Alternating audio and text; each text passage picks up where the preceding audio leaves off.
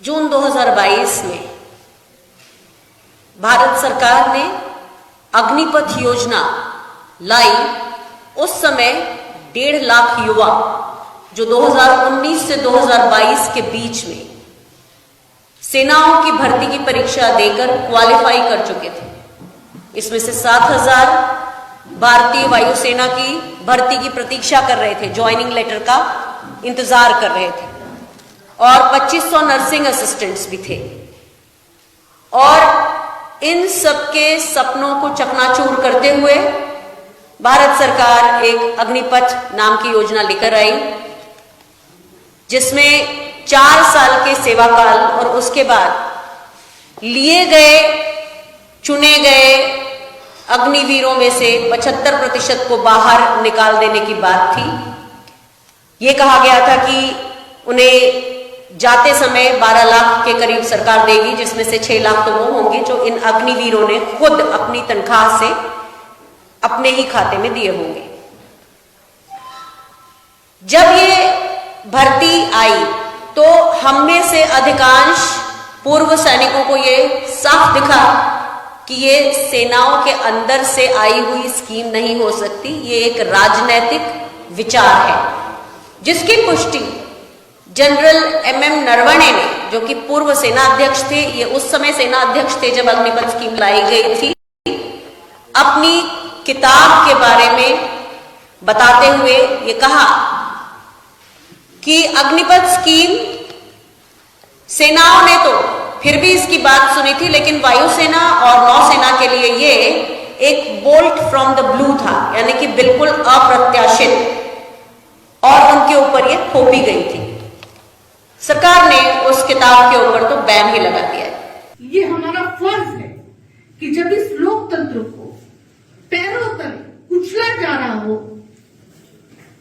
बड़े बड़े कॉर्पोरेट घरानों के मखमलों के इनके ऊपर कंबल डाले जा रहे हो, इस लोकतंत्र को ढका जा रहा हो, तब हमारा ये कर्तव्य बनता है कि हम अपनी आवाज को बुलंद करें, आपको अपने कर्तव्य, अपने फर्ज का एहसास कराएं, और वो जनता जो इस लोकतंत्र को बनाती है, वो जनता जो इस देश को बनाती है, वो जनता जो सरकारें बनाती है, वो जनता जो नेता बनाती है, वो जनता जो एक समाज बनाती है, वो जनता जो विश्व पे भारत को एक पहचान दिलाती है, उस जनता को और उस देश के युवाओं को, जो इस देश का भविष्य है, आने वाले नेता हैं, आने वाले बड़े बड़े अधिकारी हैं, आने वाले सैनिक हैं, आने वाले देश के रक्षक हैं, उनके लिए हम आवाज उठाएं। ये हमारा कर्तव्य है।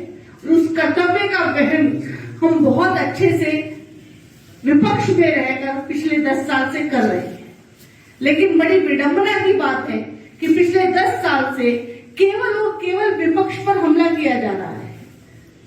हम सरकार पक्ष की बात को तो समझते हैं कि सरकार पक्ष जो है विपक्ष पर हमला क्यों करता है, क्योंकि वो डरता है, लेकिन अब इस बात से आहत है कि विपक्ष की आवाज को दबाया जा रहा है, चाहे वो किसी भी प्रकार का जो माध्यम है, चाहे वो मीडिया हो, चाहे वो प्रिंट मीडिया हो, चाहे वो अन्य कोई और माध्यम हो, विपक्ष पर सवाल डाले जाते हैं।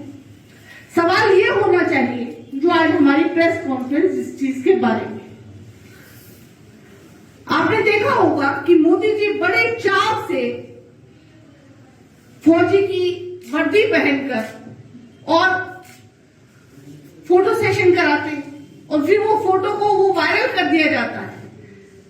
लोग बड़े खुश होते हैं, जो उनके फोटो को जो है रीट्वीट किया जाता है कि कितने सुंदर लग रहे हैं, कितना तेज है, ये भारत का शेर है, ये सिंह है, ये है, वो है। किस लिए? क्योंकि उन्होंने फौजी की वर्दी पहनी है, इसलिए ना। और वो फौजी की वर्दी पहन के वो गर्व, जो वो दौड़ नहीं पाए सुबह 4 बजे, जो सुबह 4 बजे जब हम सड़कों पर निकलते हैं तो हमारा एक युवा 4 बजे सड़कों पर दौड़ लगा रहा होता है।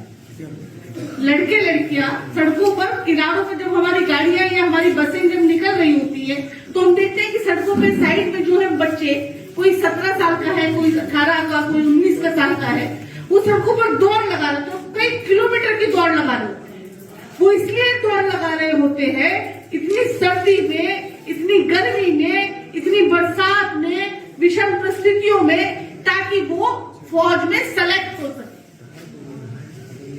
लेकिन युवाओं का वो सबसे बड़ा सपना, भारत के युवाओं का, ज्यादातर युवाओं का सबसे बड़ा सपना है कि मैं बड़ा होकर फौजी बनूंगा। किसी बच्चे से आप पूछोगे, हाँ मैं बड़ा होकर फौजी बनूंगा, और वही सपना को पालते हुए जब बड़ा होता है और जब वो इस लायक होता है कि अब उसे फौजी बनना है, और फिर जब वो ये मेहनत करता है, तब करता है, साधना करता है कि वो सुबह 4 बजे उठ के जो करता है, अपने खाने पर कंट्रोल करता है, एक तरह का साधु का जीवन वो व्यतीत करता है, केवल और केवल सैनिक बनने के लिए, फौजी बनने के लिए, उस देश की रक्षा करने के लिए। उसके पीछे उसका लक्ष्य ये नहीं होता है कि मुझे 4 पैसे कमाने हैं, उसके पीछे उसका लक्ष्य ये होता है कि वो अपने माँ बाप को वो गौरव महसूस कराए, उस देश को वो गौरव महसूस कराए कि उस परिवार का बेटा, उस बाप का बेटा जो है फौजी। और ये सपना भाजपा सरकार द्वारा उन युवाओं से छीन लिया गया। क्यों छीन लिया गया? क्योंकि औचक फैसले, सनसनी फैलाना, बेतुके, बिना किसी की सलाह के, ना थल सेना के अध्यक्ष से सलाह लेते हैं, ना वायु सेना के अध्यक्ष से सलाह लेते हैं, ना आर्मी जनरल से सलाह लेते हैं, ना नेवी से सलाह लेते हैं, और फैसला कर लेते हैं कि अचानक से अग्निवीर योजना को लाया जाता है। पिछले 2 सालों में जो हमने देखा, जो हमारे युवाओं के साथ हुआ अग्निपथ स्कीम को लेकर, डिसअपॉइंटेड कहूं तो शायद एक बहुत ही छोटा शब्द है। ये हमारे युवाओं के साथ खिलवाड़ की तरह हो गया। फौज एक पक्की नौकरी के अलावा युवाओं के लिए वो एक जज्बा है जिंदगी जीने का,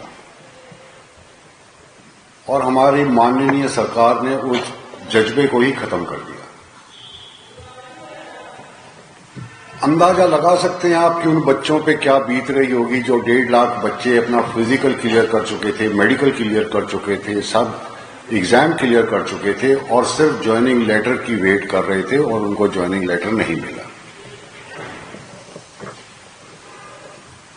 आप अंदाजा लगाइए कि देश की सुरक्षा, अगर यही हालात चलते रहे तो हमारे कॉन्ट्रैक्टेड सोल्जर्स करेंगे